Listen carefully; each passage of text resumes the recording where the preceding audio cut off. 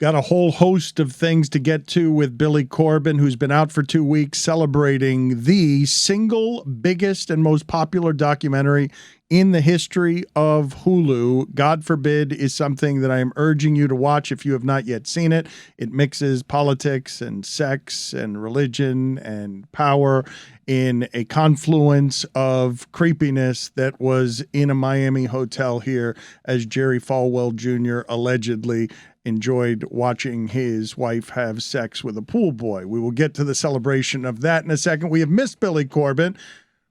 Before we get to Ron McGill talking to him about things that piss him off, as well as Billy, before we get to Ed Reed of the University of Miami pissing Billy off because of something that he put on Twitter, I want to get first to Billy Gill's question from earlier this week that he asked me that I did not have an answer for. As garages and new buildings fill with flooding on the slightest rain in South Florida with terrible infrastructure, you are the source, Billy Corben, of much of the video that we see, and Billy Gill and others have suggested that Billy Corben is rooting to be right, that South Florida will end up underground and Billy Corben will have the video proof of it. He's been telling everybody that South Florida will end up underwater. And so, Billy Gill, do you want to take up with Billy Corben this item of contention?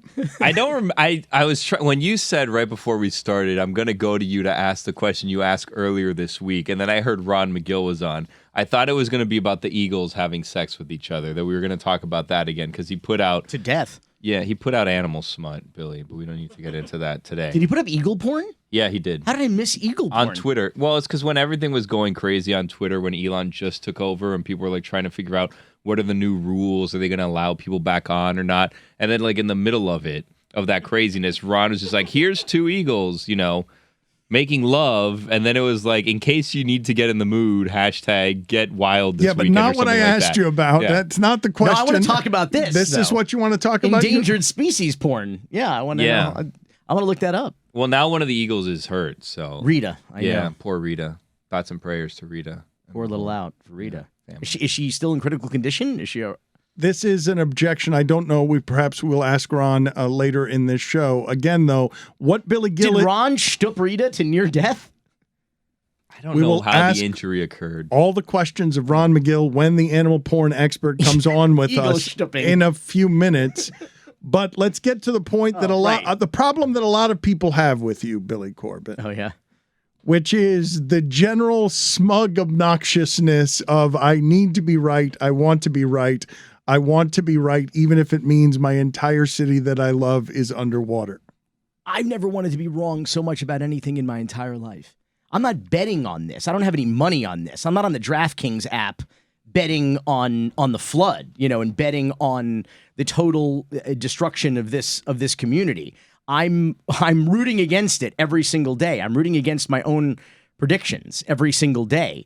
I'm hoping that by sharing my prognostications, other people will share my views on this and will be like, well, yeah, if nothing else, let's prove Billy wrong. If you hate me that much, prove me wrong. But the problem is you prove me right every single day and every goddamn time. When I say we don't even need climate change and sea level rise, we are going to crumble into the ocean and drown ourselves in our own incompetence and corruption.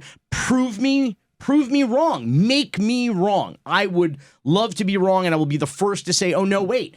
This is competency. Oh, no, wait. This is decency. This is democracy. These are people getting together to do the right thing, to help their neighbors, to help their friends, to help fellow immigrants, to help other people of other religions, to help it. But that's not what's happening here. That's not what's happening here. And I think let Ron tell you after the Eagle porn. We will get to Ron McGill in a second, but I believe that some of your message ends up getting contaminated. I'm not working to destroy this community. I am on the opposite side from the people who are proactively working. When I say working, I mean for profit. I mean they are literally going to work to make money off of the misery and destruction of this community and proactively harming not only friends and neighbors and family members, but their constituents, the people who actually voted for them and are paying for them to effectively victimize them. I mean, it's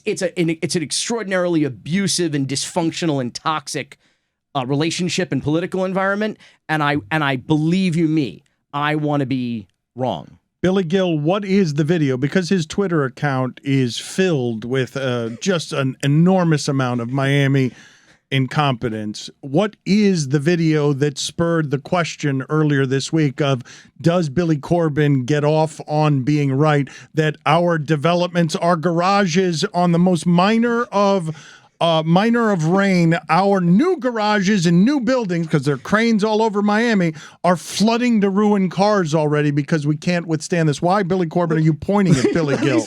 Billy's face is like he can't get past the ego porn, and he's like, what was that other video? I was trying to remember, because honestly, it was like the first thing that we talked about as soon as we walked in after a long Thanksgiving break. And then it was like flooding, and he's like, Billy Corben put out the video. I'm like, oh no. Well, I only really put out one flooding video. Only in Dade. Shout out to Only in Dade. They are like, there's always these like trends at Only in Dade. For a while, it was like car fires, then it was like Brickell balcony fires. They lose the trucks into the water, dropping off the boats. Those are the best. All that like qualified captain Black shit. Point, People like with the boats on the hitch at the boat ramps. Those are my favorites too. Their new thing is people polluting, right? Like throwing bottles into the ocean. They've caught on to that a lot. Absolutely. And big on king tides and hurricane season flooding and Edgewater, aka underwater flooding in the city of Miami, and Lambos just kind of floating down Biscayne Boulevard. So those are the two videos I posted, one of which was Edgewater, I think 23rd Street thereabouts, some new beautiful overpriced condos with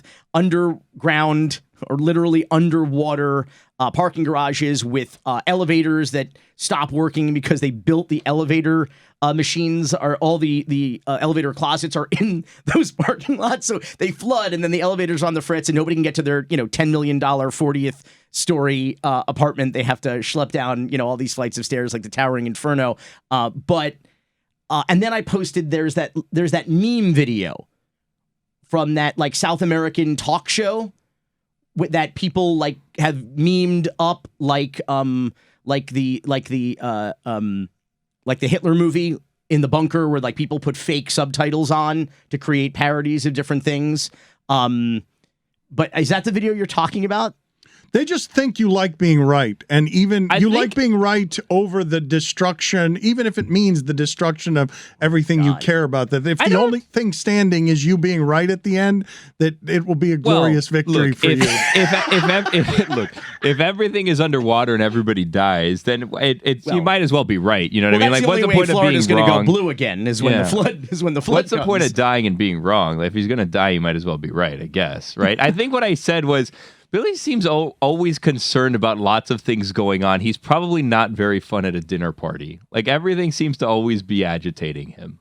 You seem to take on a lot, Billy, that you may not be able to directly control. Oh, but I internalize that mostly. It kills me slowly from the inside. This is sort of my weekly therapy session that enables me to get it off my chest. But at a dinner party, I'm a barrel of laughs, I got to tell you. I think we should rename this, instead of Because Miami, Killing Me Softly from the Inside, the Billy Corben story. Billy's therapy session. Yeah, I should do this show from a couch, like laying down on a couch. But no, it would give me very little pleasure to stand on the rubble of my home state and this community that I love going, I'm right. I was right. Should we actually do that? We have a couch outside that we call our therapy couch.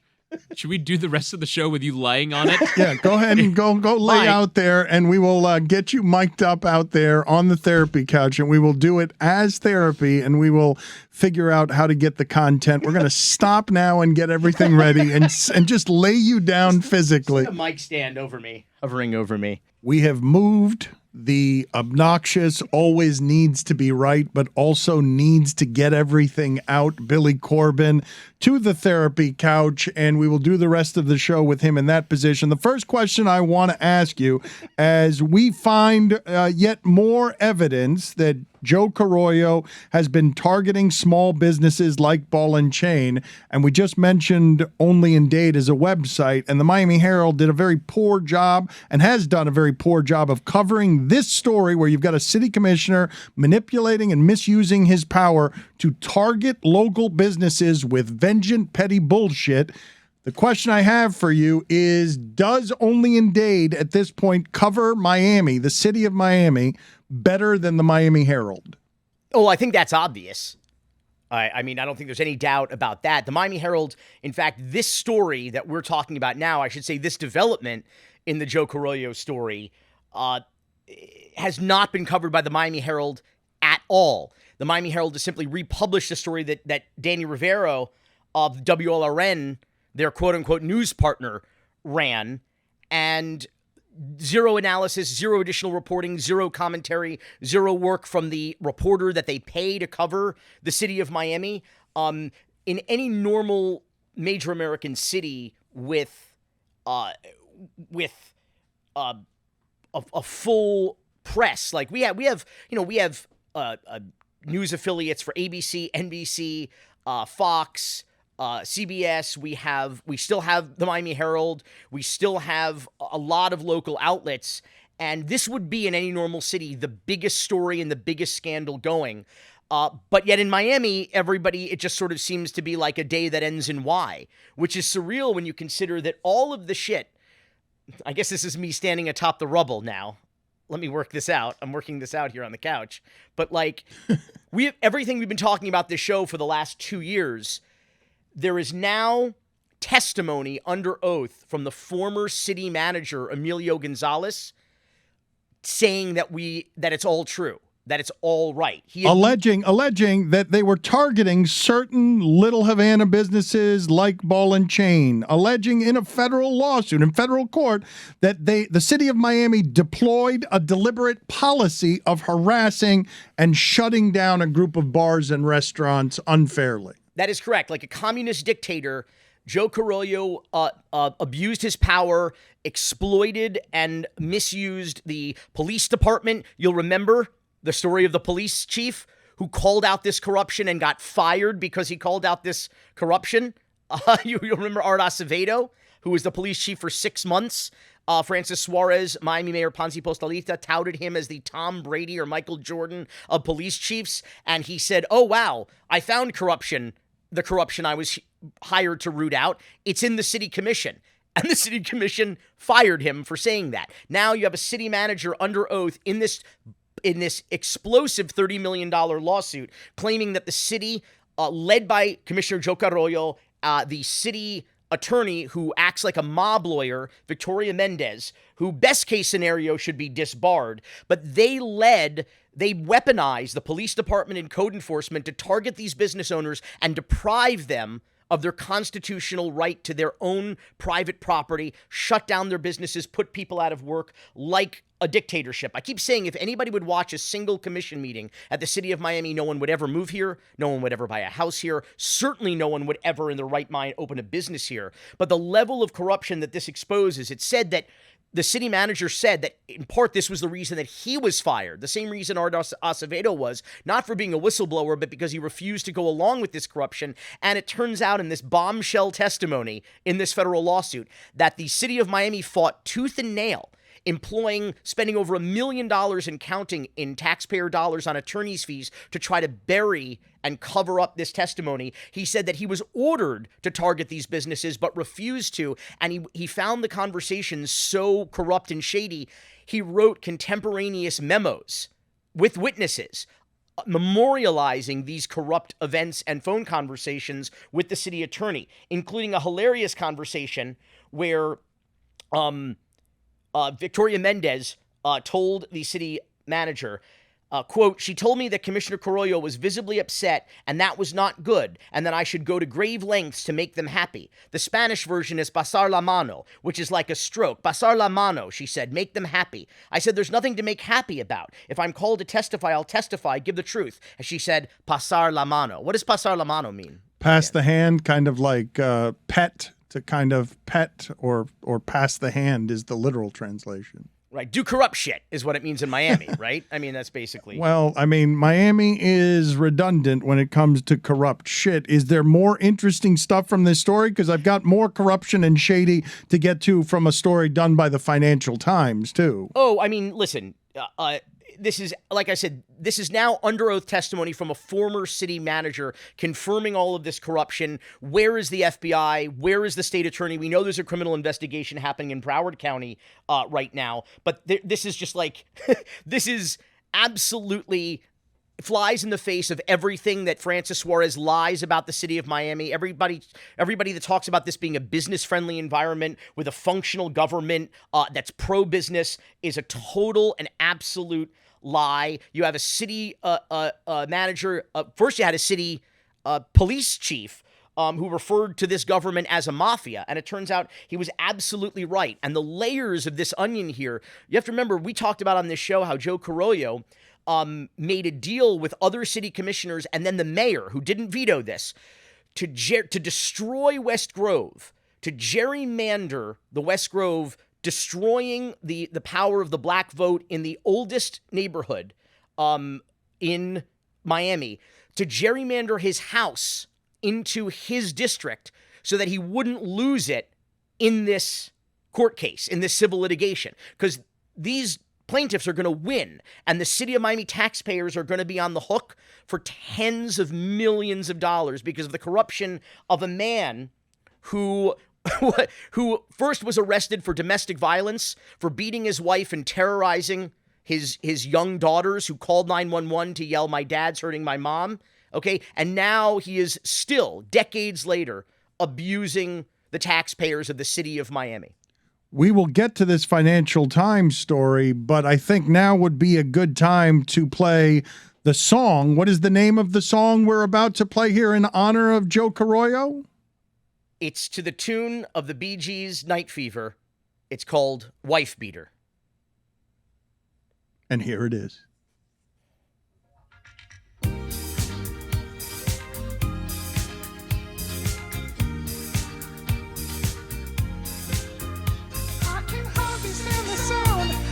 Stodgy old clown who's been a scourge upon this town, and we can't shake. All throughout District 3 in the city of Miami, a several decades long incompetence spree. From Little Havana to East Shenandoah, it's hard to deny that old Joe. He's a racist wife beater and an antisemite. He's a wife beater.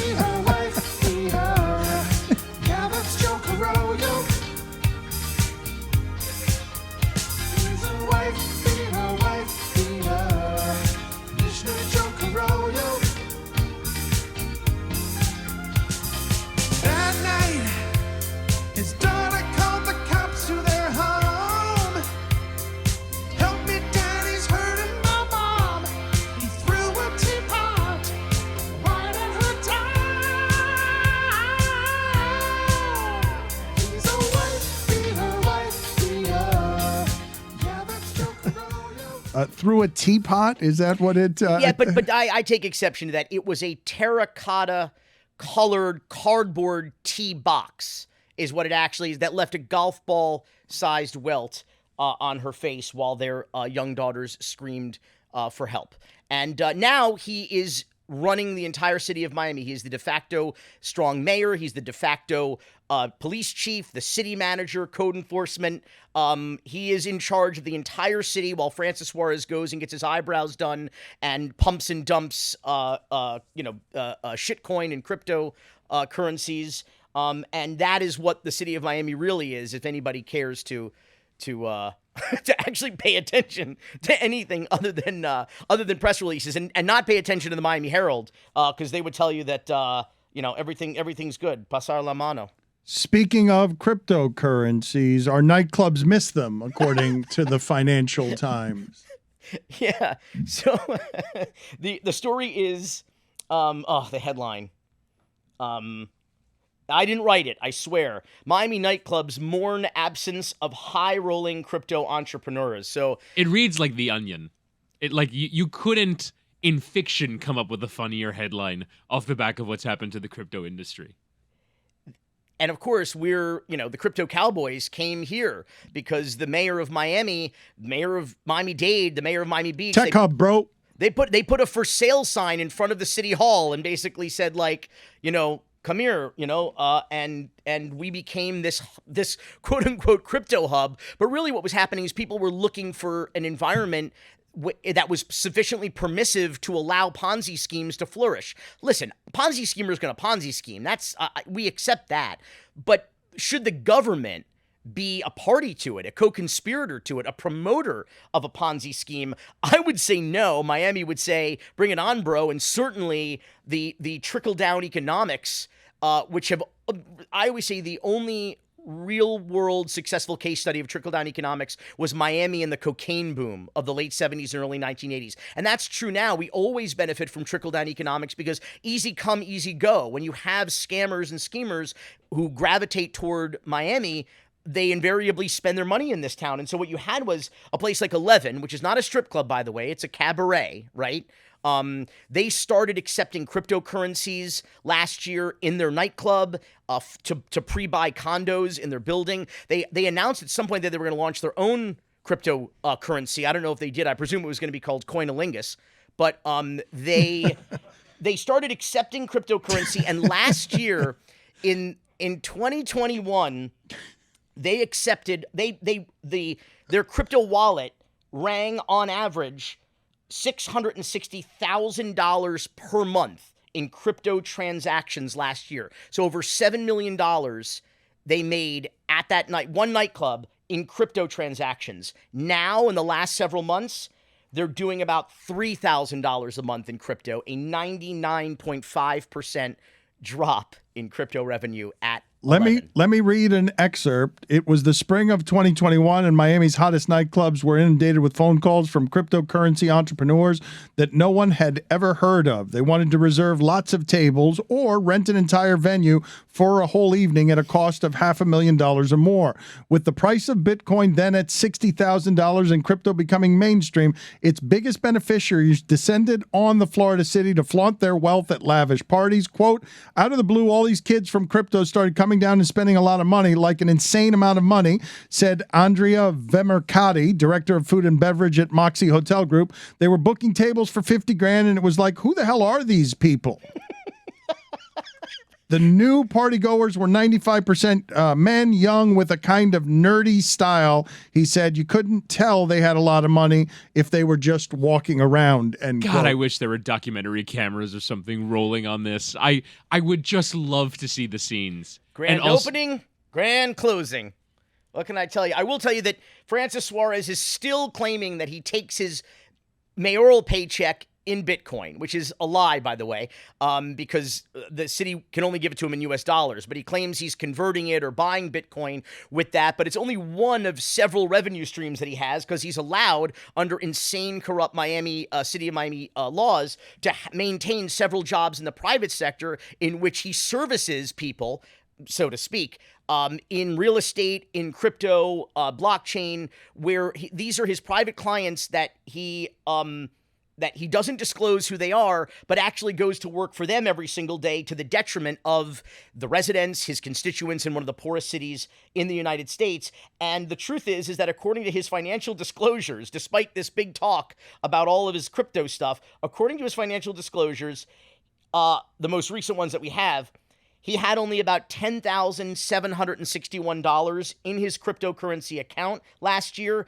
with $840,000 cash in US dollars and $700,000 in real estate investments. So even he knows he's nothing but a lot of talk and a pair of eyebrows, this guy. Even he knows, which side the tostada is buttered on. He's a poser, he's a pretender, and he's really just in US dollars and real estate, which is where everybody with any sense is right now in Miami. And even Bloomberg, by the way, in an article where they were mostly complimentary about Miami being open to the crypto business, last week they specifically said, if you want a sense of how far crypto sentiment has fallen, look no further than Miami, which has aspired to be the capital of digital money. Gone are the laser eyes from Mayor Francis Suarez's Twitter profile. The FTX sponsorship deal for the Miami Heat's basketball stadium and the pie-in-the-sky dream of helping fund local government with altcoin proceeds instead of taxes. You remember Francis Suarez says Miami coin proceeds and dividends would be passed out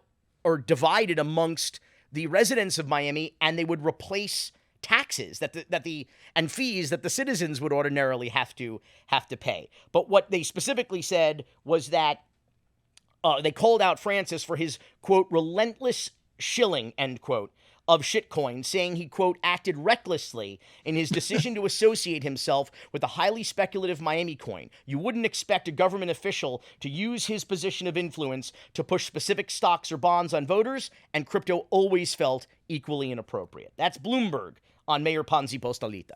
Another story that I wanted to get to with you, because I am Cuban and I didn't understand, perhaps you can explain it to me, the objection to the book, Cuban Privilege, The Making of Immigrant Inequality in America. You've heard me talk before here about wet foot, dry foot, and the fact that when Cubans get to this country, they get to stay here, and it is not something that is offered to, say, Haitians who boat away from desperation. They do not get to stay here. So there has been Cuban privilege. Why is Miami-Dade Commissioner Kevin Cabrera trying to censor a book reading of this book?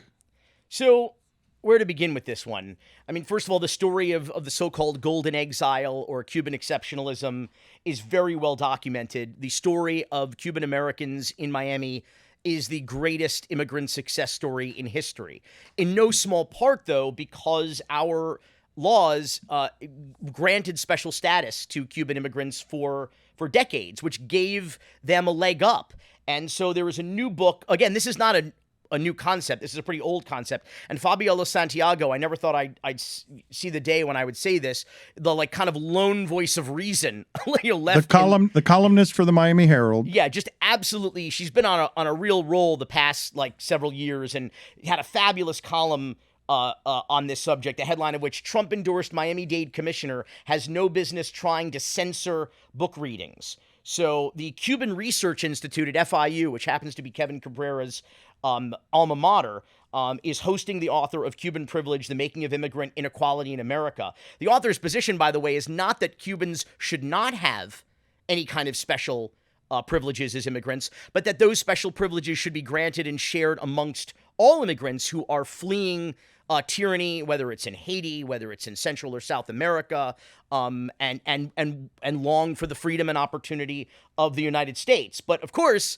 you have this lawmaker, Jesus, I'm remiss to say that, newly elected, Trump-endorsed Proud Boy. We've been talking about the Proud Boy infiltration of the local Miami-Dade Democrats, about the Proud Boy infiltration of the school board. How many now? How many is it? What is the number of a white supremacist group? I think it was 6 last time we talked. I don't know if it's increased since then. Well, they come and go. They claim to resign. They claim to be former Proud Boys. They claim to have nothing to do with the Proud Boys. But you have over half a dozen Proud Boys and former Proud Boys hate group members who are on the executive committee of the local Republican Party, and now you have them in office, whether it's on the school board or Kevin Cabrera, who in 2018, along with this hate group, the Proud Boys, conducted a violent demonstration while then Congresswoman Donna Shalala was meeting with Nancy Pelosi in Coral Gables. This was such a disgusting display that even Marco Rubio condemned it. But Kevin Cabrera was able to use this violence and this right-wing extremism, of course, to get into office in the Miami-Dade County Commission. And his first act as county commissioner is to release a statement basically saying he wants to burn books and ban books, and said that a book that he hasn't read is inflammatory, hate-filled, and anti-Cuban, even though he hasn't read it. And of course, Cuban-American columnist Fabiola Santiago calls bullshit in her latest column, and more interestingly, says that it's disgusting that he should cite in his press release how many residents he has and constituents in his district who suffered and were imprisoned in Castro's gulags, when he himself is embracing that style of communist censorship and attempting to really attract negative attention and possibly even violent attention if his record of extremism and violent protest is any indication. But the reality is that this event's going on. It's happening at Books and Books in Coral Gables, a wonderful and legendary bookstore here in Miami, and FIU's sponsoring it, and it's still going on. When is it happening? It's happening It's happening at Books and Books in Coral Gables on December 9th. presented by Florida International University's Cuban Research Institute. And I want to leave you with the words of Fabiola Santiago, because I think she said it best on this subject.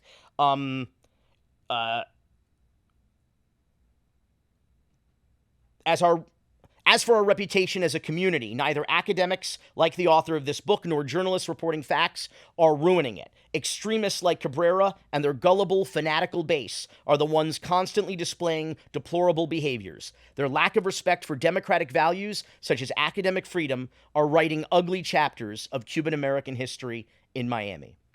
Whittingham, how do you feel about the county commission handing the Miami Dolphins $15 million or more in stadium subsidy for the 2026 World Cup? You and Billy Corben have argued, Mike Ryan and Billy Corben have argued about building a, Jorge Mas on Mel Reese golf property. Whitty has sent me to this couch. This is how on this like I sent David Sampson to his therapist couch on this subject. Whitty has sent me to this couch on this subject. Yes, and it allows you to scream from your couch. You let it all out, and then you can carry on with your week. I honestly don't know why this was necessary, because the deal, if you read it, is basically on top of their current arrangement for the Miami Dolphins to host big events. It's a $4 million carve out for Formula One and $4.5 million for the Super Bowl and $3 million for college bowl games. So they added another $15 million on top of that to pay out for Miami to host the World Cup. I believe it'll be something in the neighborhood of 6 World Cup matches. So it's not even like an extraordinary number of events. We don't know how far in the competition. So I don't really know. The one thing, and it's sort of been one of the backdrops of the current World Cup that's going on, is that normally when World Cups happen in a place, FIFA absorbs that place and their governments, which is why it's been so funny and strange that Qatar continues to give them middle fingers, because they are running the show, given how much money they have paid for this. But I don't know sort of the conditions upon which local governments who are involved in the bidding process to be a host city for the World Cup just have to fork over money. I imagine Billy Corben is enraged by this. Look at him, shaking his head on that therapy couch. Daniela Levine Cava's a sports welfare queen, is what she is. She's never met a subsidy for a billionaire that she didn't love. And in fact, she secretly negotiated this deal to give billionaire Stephen Ross another $20+ million of our money to host events that are already booked there at Hard Rock Stadium. And she secretly negotiated this. It was brought in by Commissioner DUI, former Commissioner DUI, Pepe Diaz, who was finally termed out. And he added it in the middle of the night to the agenda. And then it passed with unanimous support with zero discussion from any of the commissioners or any of the public who didn't even know it was on the agenda, because it was deliberately put on in the last minute in the middle of the night. These folks don't work for us. They work for Stephen Ross. They work for the oligarchs of Miami. We have real problems in this community. Lack of affordable housing, deteriorating infrastructure, collapsing buildings. We have dirty water. We have relentless, unfettered development that is destroying our natural resources. And the best they can come up with is sports welfare for a billionaire. This is what our government goes to work every day to do. Goes to work for millionaire and billionaire developers and sports team owners, and everyone else is left in the lurch because they're doing this shit practically in secret up there. And it's deplorable to me in no small part because Daniela Levine Cava pretended to be somebody else. She pretended to care about these issues, and instead she has just been as bad as Francis Suarez and Carlos Jimenez and everybody else. What people are willing to do for sports is nothing short of repugnant. And Whitty is right. Look no further than the World Cup. What people are willing to overlook, how they're willing to compromise their morality, their integrity, their ethics, their values, their standards. They're willing to embrace anti-Semites and homophobes and misogynists, and just say, and people who I wonder if the police are gonna beat the shit out of people wearing love T-shirts when the World Cup is here in Miami. I wouldn't be surprised, and no one's gonna say shit about it because it's the beautiful game.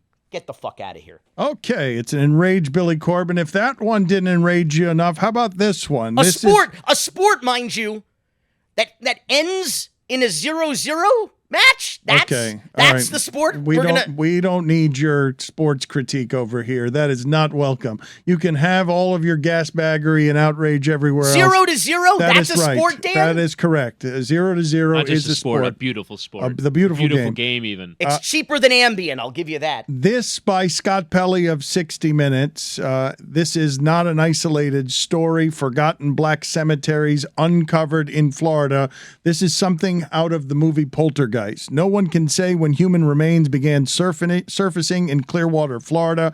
There was the pipeline crew that churned up bones in a trench. Later, remains of the dead were found at an elementary school, a swimming pool, and an office building. It seemed like a curse for what had been done in the name of progress and greed in the old segregated South. The truth of what happened in the 40s and 50s was meant to stay buried, but in a neighborhood called Clearwater Heights, residents with long memories recognized a grave injustice. That's good wordplay there. Grave injustice. In the first half of the 20th century, Clearwater Heights was a black neighborhood, thriving, proud, and anchored by faith. Billy, how much cemetery building are we developing on? Oh, most of it. I mean, Florida is basically developed on top of the graves of lost, forgotten, ancient, disrespected, raped civilizations. I mean, you look at the Dozier School for Boys. That was an extraordinarily disturbing story. In its 111-year history, it was notorious for abuse and rapes and beatings and murders. The University of it was either Florida or South Florida. Hang on, another edit. It was the University of South Florida that discovered 55 unmarked graves and documented over 100 young boys who clearly were murdered and forgotten and buried there on that property. All the time here in Miami, we find literally the remnants of ancient civilizations. The Tequesta natives who settled along the shore along the Miami River, downtown Miami, all the time. We're discovering whether it's graveyards or extraordinary artifacts and tools and remnants of these ancient civilizations. There's the famous Miami Circle right there at the mouth of the Miami River as it opens up from Brickell to the bay, and that is a lot of Florida history. I mean, Florida was. I mean, we were.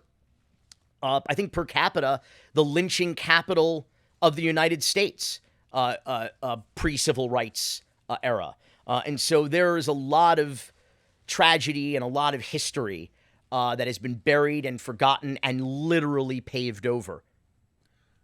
A number of other things to get to. We're running out of time. We have misplaced Ron McGill, so we will have him on next week to talk about Calusa, or the urban development boundary.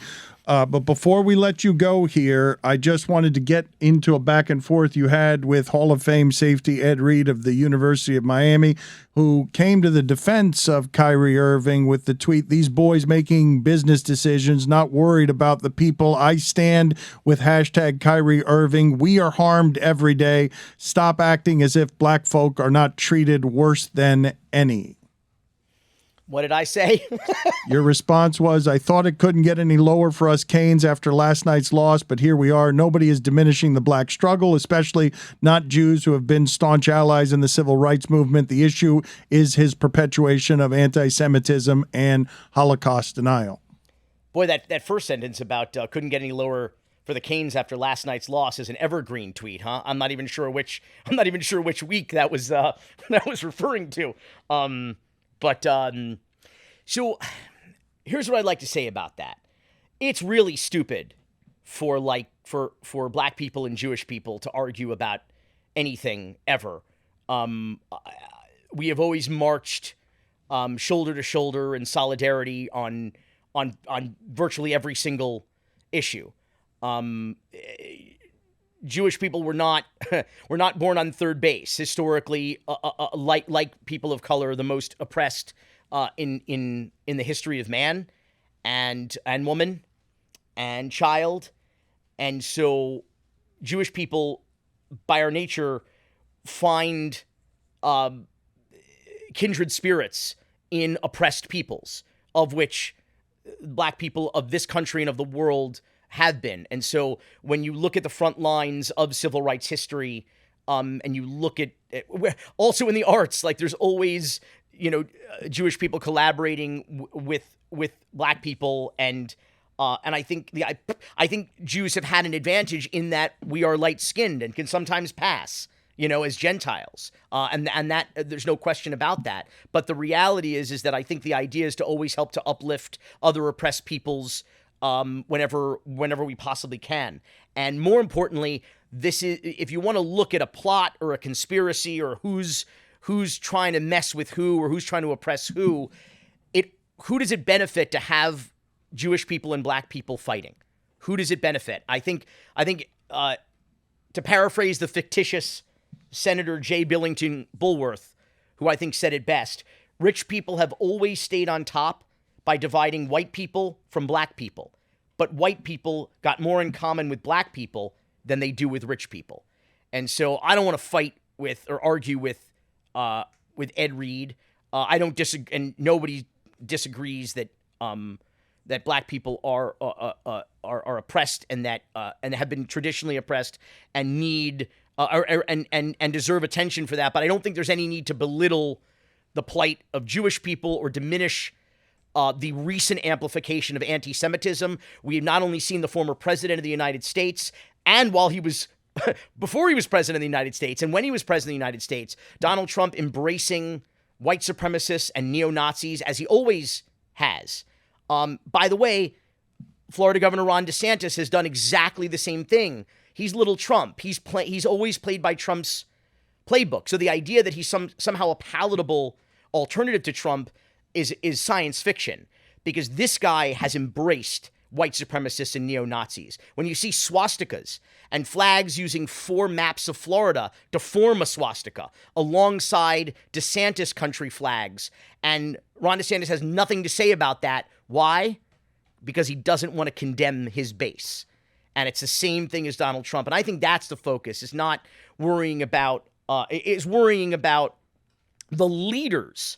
These are the leaders. These are the 2 men who are polling 1 and 2 to get the nomination for the Republican Party for president in 2024. This is one of only 2 political parties we have in this, major political parties in power in this country. The fact that they are effectively white supremacists and neo-Nazis. And I say effectively because there's a saying in Germany, my friend David Sipkin, whose family was killed in the Holocaust and grandmother was a Auschwitz survivor, says they have a saying in Germany that goes, if you see 10 people at a table having dinner with a Nazi, you're watching 11 Nazis having dinner.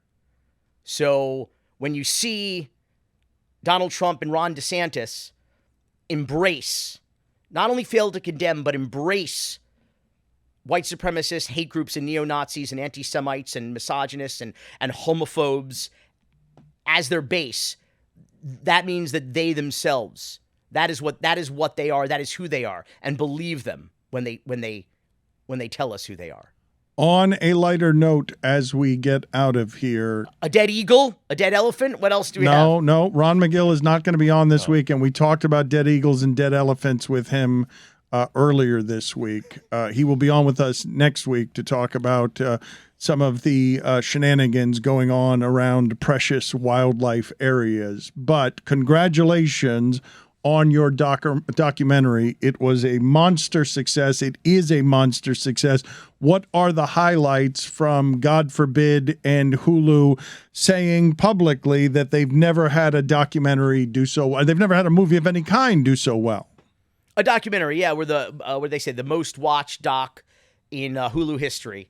A young history, but I'm pretty flattered nonetheless that people watched it, embraced it. The word of mouth has been really outstanding. So other people are telling other people to watch it. You, of course, Dan, thank you, have said so many nice things about it. I heard the show debate it the week that it came out, and it was a really interesting conversation. I always say that's the best documentaries are just the beginning of a conversation. So I think it's elicited a lot of compelling and sometimes fun and funny, and sometimes kind of dark and disturbing conversations about the state of our nation. and the state of Christian nationalism and Christofascism, not really very different from what we were just talking about with Trump and DeSantis. But apparently it's still performing well. People are still rewatching it and encouraging other people to watch it. And Woody, did you see it? I think you saw it, right? No, I've not had the chance. Jessica was talking about it in the kitchen with you, but yeah, I've not unfortunately had the chance yet.